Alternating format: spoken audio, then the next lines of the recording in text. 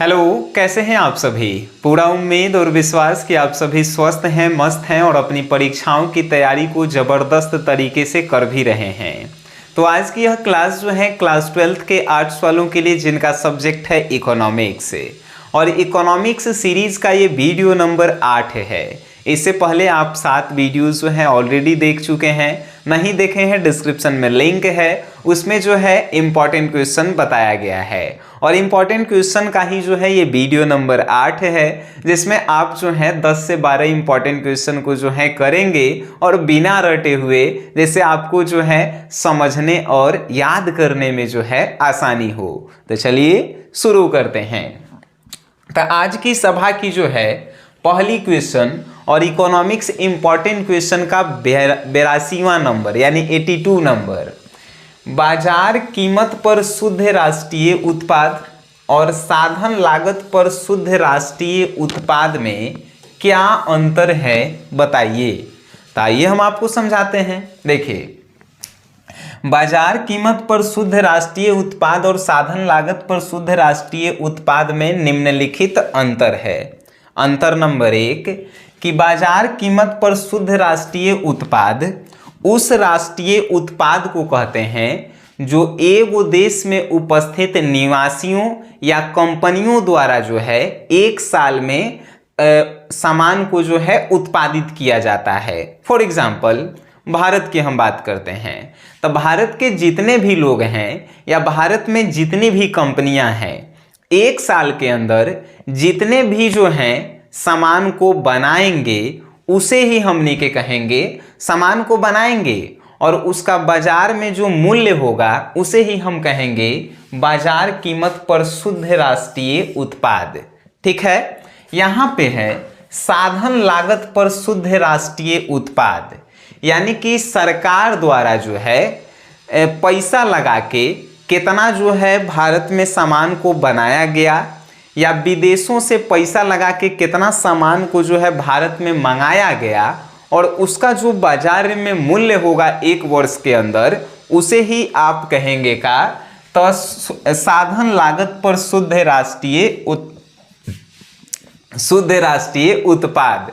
बात समझ गए। अब जो है अब नेक्स्ट क्वेश्चन पे हमने क्या आते हैं। देखिए, इसका जो है ना आंसर आपके नोट्स में लिखे गए हैं, हम आपको समझाते हैं, तो आप जो है एक बार नोट्स जाकर देख लेते हैं, तो आप जो है ना बेस्ट बन जाते हैं। अब कहेंगे सर नोट्स कहाँ से मिलता है, तो आपको प्ले स्टोर से वो एप्लीकेशन डाउनलोड करना होता है जिसका नाम होता है SGS क्लासेस। ठीक है, इसे जब आप डाउनलोड करेंगे और उसके बाद जो है ना फोन में जब डाउनलोड करने के बाद एगो क्रैश कोर्स खरीदेंगे आर्ट्स का, जो 499 रुपए का है, उसमें जो है टोटल जितने भी आर्ट्स के आपके सब्जेक्ट हैं उसके important objective, important short question, important long question का अपने हाथ के द्वारा लिखा गया नोट्स आपको मिलेगा। आप जब उसे पढ़ लेंगे ना सर, आपको लगेगा कि अरे तरह के अब की 400 प्लस जो है आइए जाएगा, है कि नहीं। आइए नेक्स्ट क्वेश्चन, व्यावसायिक बैंकों की विशेषता बताएं। व्यावसायिक बैंक मीन्स होता है प्राइवेट बैंक। प्राइवेट बैंक की क्या विशेषता होती है। पहली विशेषता कि आप पैसा जमा करेंगे तो वो पैसा जो है ले लेगा, यानी जमा राशि जो है क्या करता है, ग्रहण करता है। दूसरी विशेषता कि व्यावसायिक यानी प्राइवेट बैंक जो है लोन ज़्यादातर देती है, यानी ऋण देने का काम करती है। तीसरी विशेषता साख का निर्माण। साख यानी कि बैंक और ग्राहक के बीच में विश्वास को बनाना। ये जो है 3 कार्य होते हैं व्यावसायिक बैंकों की। पहली, तो आप पैसा जमा करेंगे तो जमा ले लेगा। दूसरी, आप जो है लोन लेना चाहेंगे तो लोन ले लेगा, और आपके और बैंक के बीच में जो है साख बनाएगा, मीन्स विश्वास बनाएगा। ठीक है, आइए स्फीतिक अंतराल और अस्फीतिक अंतराल में क्या अंतर है। देखिए, स्फीतिक अंतराल का होता है और अस्फीतिक अंतराल का होता है। तो आइए समझते हैं। वह स्थिति जिसमें अर्थव्यवस्था में उत्पादन में वृद्धि नहीं होती है, केवल कीमतों में वृद्धि होती है, उसे कहते हैं स्फीतिक अंतराल। फॉर एग्जाम्पल, हम एगो जो है फैक्ट्री बनाए, उस फैक्ट्री में जो है पहले जितना सामान बन रहा था आज भी उतना ही सामान बन रहा है, लेकिन जो है जो पहले सामान 10 रुपया के बनता था अब सामान जो है 20 रुपया के बन रहा है, तो उसे आप कहेंगे का स्फीतिक अंतराल।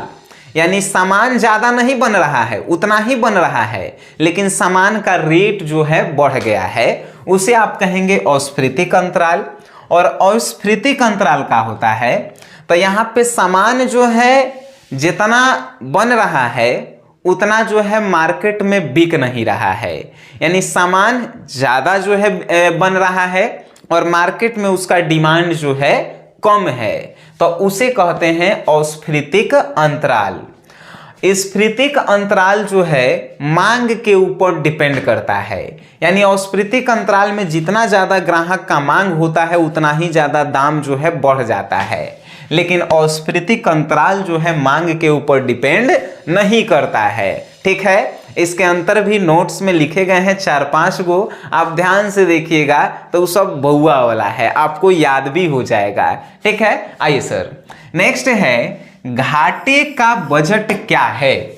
देखिए घाटे का बजट क्या होता है समझिए, जब सरकार जो है जितना जो है एक साल के अंदर खर्चा की लेकिन वो हिसाब से सरकार को टैक्स प्राप्त नहीं हुआ तो उसे कहा जाता है घाटे का बजट। यानी सरकार जो है बड़का बड़का रोड बना दी, बड़ा बड़ा जो है योजना लागू कर दी, लेकिन टैक्स सरकार को कम मिला तो उसे कहते हैं घाटे का बजट। ठीक है सर, वेरी गुड। नेक्स्ट है सरकारी बजट के किन्हीं 2 उद्देश्यों को बताइए। यानी सरकार द्वारा जो बजट तैयार किया जाता है उसे हमने के सरकारी बजट कहते हैं, लेकिन सरकारी बजट के आखिर 2 गो उद्देश्य कौन कौन से हैं बताइए। तो सरकारी बजट का पहला उद्देश्य है कि सरकार जो है अपने सरकार को चलाने के लिए इस बजट का उपयोग करती है, और दूसरा सरकार जो है लोगों की समस्याओं को दूर करने, आर्थिक व्यवस्था को बनाए रखने और समाज कल्याण के लिए भी जो है सरकारी बजट का उपयोग करती है। बात समझ गए? सरकारी बजट मतलब कि एक साल के अंदर सरकार द्वारा कितना पैसा खर्चा किया गया। बात समझ गए? आज ज़्यादा खर्चा कर दिया और कम उसको जो है टैक्स मिला तो आप कहेंगे घाटे का बजट। बात समझ गए? Very good. नेक्स्ट है भुगतान शेष के घटकों को बताइए। आखिर ये भुगतान शेष जो है का आप तनी समझिए। भुगतान शेष होता है कि आप जो है किसी देश से, ठीक है, किसी देश से सामान जो है ज़्यादा मंगवा रहे हैं और अपने यहाँ से जो है सामान जो है कम भेज रहे हैं। ठीक है, यानी कि आप जो है वहाँ से ज़्यादा मंगवा रहे हैं और यहाँ से जो है सामान ज़्यादा भेज रहे हैं, तो उसको कहा जाता है भुगतान शेष। अब इसी को आप इकोनॉमिक्स के भाषा में लिखेंगे तो कैसे लिखेंगे, आइए तनी नोट्स में देखिए। लिखल है कि भुगतान शेष जो है ओकर 2 गो खाता होता है, एगो चालू खाता आ एगो पूंजी खाता। अब होता का है इसमें, तो समस्त भुगतान जो है शेष संतुलित होता है, यानी एक निश्चित अवधि में, मतलब एगो निश्चित समय में एक देश के निर्यात आयात के कुल मूल्य समान होते हैं। ठीक है, यदि कुल आयात अधिक है और कुल निर्यात कम है तब भुगतान संतुलन जो है प्रतिकूल होता है। ठीक है, लेकिन कुल निर्यात कम है और जो है कुल निर्यात कम है यानी विदेशी व्यापार घाटे में होता है यदि निर्यात अधिक होता है और आयात जो है कम होता है। अब आप कहेंगे सर का पढ़ दिए, हमारा तो समझे में नहीं आया। आइए सर, हम काहे जन्मे हमर हुआ है भारी चीज को आसान बनाने के लिए। ठीक है, तब भुगतान शेष के घटकों को बताइए। भुगतान शेष के 2 गो घटक है, एगो पूंजी खाता एगो चालू खाता। इस सबसे होता का है कि अगर कोनो देश से सामान हमनी के ज़्यादा ले रहे हैं, मतलब आयात ज़्यादा कर रहे हैं, आप भेज रहे हैं का तो कम, तो समझिए कि वहाँ पे जो है भुगतान शेष लागू होता है। बात समझ गए? बस इतने था, है कि नहीं? नेक्स्ट है आर्थिक क्रिया से क्या अभिप्राय है, या आर्थिक क्रिया जो है क्या है समझाइए। तो आइए हम आपको समझाते हैं सर। आर्थिक क्रिया का होता है, आर्थिक क्रिया मतलब कि सरकार लोगों के जीवन में आर्थिक समस्याओं को दूर करती है, उसे ही कहते हैं आर्थिक क्रिया। अब जैसे मान के चलिए हमनी के सरकार जो है हम लोगों के आर्थिक समस्या को दूर करने के लिए क्या करेगी? सड़क बनवाएगी, आपके लिए सरकारी स्कूल बनवाएगी, सरकारी हॉस्पिटल बनवाएगी, यातायात के साधन करेगी, लाइट लगवाएगी। तो ये सब क्या है? आपके दुख को दूर किया जा रहा है। किसके द्वारा? सरकार द्वारा। और कौन सा दुख दूर किया जा रहा है? तो आर्थिक रूप से जो आप कमजोर हैं उसको दूर किया जा रहा है। तो इसे ही कहते हैं आर्थिक क्रिया। यानी सरकार द्वारा लोगों की आर्थिक समस्याओं को दूर करने का काम ही कहलाता है आर्थिक क्रिया। जैसे सड़क बनाना, रेलवे स्टेशन बनाना, उसके बाद जो है जो भी सामाजिक कार्य होता है वो सभी करवाना। बात समझ गए? Very good. नेक्स्ट है एकाधिकार प्रतियोगिता से आप क्या समझते हैं? ये जो है आपको 2 बार क्वेश्चन हम बताए होंगे पिछले वीडियो में। एकाधिकार प्रतियोगिता से हम ये समझते हैं कि वैसा बाजार जिसमें दुकानदार जो है एगो होता है और वो अपन मन मर्जी से जो है सामान को घटा के बेचता है चाहे बढ़ा के बेचता है, उसी को कहते हैं एकाधिकार प्रतियोगिता बाजार। ठीक है, जेकर में दुकानदार एके गो होखे, अब ओकर सामान है भाई कम में बेचे चाहे ज्यादा में बेचे, अब एके गो हईले है मालिक, है कि नहीं? तो उसे ही कहते हैं एकाधिकार प्रतियोगिता। बात समझ गए? बिल्कुल। आइए सर बाजार को परिभाषित करें। यानी बाजार किसे कहते हैं? तो जिस स्थान पे ग्राहक और दुकानदार सामानों का आदान प्रदान करते हैं उसी को कहते हैं बाजार। यानी बाजार में आप जाते हैं, दुकानदार बैठल रहता है, हमनी के ग्राहक बन के जाते हैं, हमनी के ओकरा से सामान लेते हैं और उसके बदले में पैसा देते हैं। तो वो जो स्थान पे बैठल है उस स्थान को कहेंगे कि बाजार में हमनी के आइल हैं। कहते हैं कि नहीं कि बाजार आज लगल हो गई, बाजार लगल हो गई तो बाजार में काहे ला सामान खरीदे पैसा देवे जा रहे हैं, है कि नहीं? Very good. आय प्रभाव क्या है? आय प्रभाव यानी कि आय के कारण अगर आपके जीवन पे कोई प्रभाव पड़ता है तो उसे कहते हैं आय प्रभाव। फॉर एग्जाम्पल आपके जो है इनकम जो है कम हो रहे हैं, मान के चलिए डेली आप 500 रुपया कमाते थे, अब जो है 400 रुपया कमा रहे हैं, मतलब इनकम आपका कम हो गया। तो आप जो है जो बढ़िया बढ़िया भोजन करते थे वो अब खराब भोजन कर रहे हैं, यानी कि इनकम के कारण, आय के कारण आपके जीवन पे प्रभाव पड़ा, तो उसे ही कहते हैं आय प्रभाव। आय प्रभाव खाली इनकम कम होने से ही नहीं होता है, ज्यादा होने से भी होता है। मान के चलिए 500 आप कमा रहे हैं, 1000 कमाए लगे तो आप तो रसगुल्ला खाए लगिएगा रोटी छोड़ के, तो उसके कारण भी जो है जीवन पे आपका प्रभाव पड़ा, तो उसे आप कहेंगे आय प्रभाव। आय के कारण जीवन पे जो प्रभाव पड़ता है उसे ही आय प्रभाव कहते हैं। बातें बउआ वाला था, है कि नहीं? नेक्स्ट सम उत्पाद वक्र को जो है समझाइए कि ये सम उत्पाद वक्र जो है आखिर है का?